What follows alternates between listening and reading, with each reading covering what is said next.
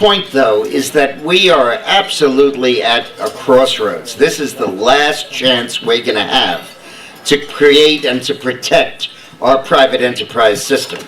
This country will not be recognizable if we give Obama control of Congress for another 2 years. So what am I doing here? Ball isn't running for Congress. He's running for the state Senate. Why the hell am I here? Because Greg Ball isn't worth 1 seat in Congress. He's worth 8. Because, he's good, but not that he's like that good. But he's worth 8 seats.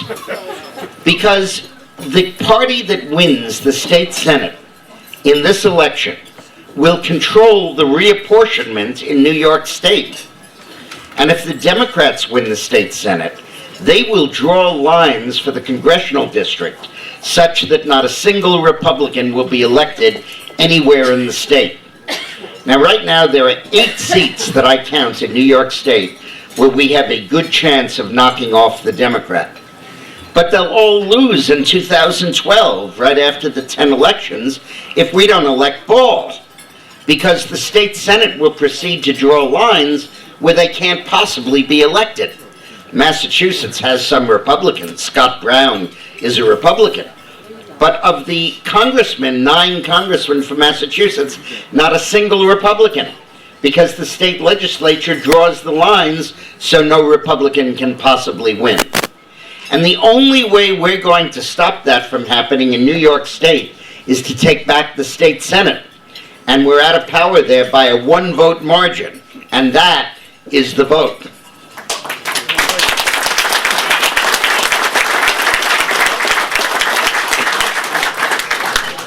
The other thing is that the state Senate of New York State is a total laughingstock. It is internationally known as the worst legislative body in the world.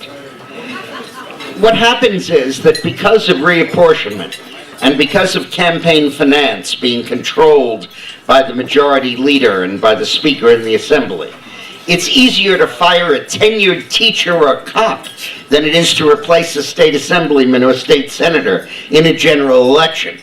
These guys have tenure and civil service and everything else on top of it because they can't ever possibly be defeated. My debating partner at Stuyvesant High School is a guy named Dick Gottfried. He's still my friend, but for God's sakes, he's been there for 40 years. You know, there is a vastly better chance of getting a vacancy through death than through defeat. If you want to know the future control of the legislature, read the obituary pages, not the Metro section.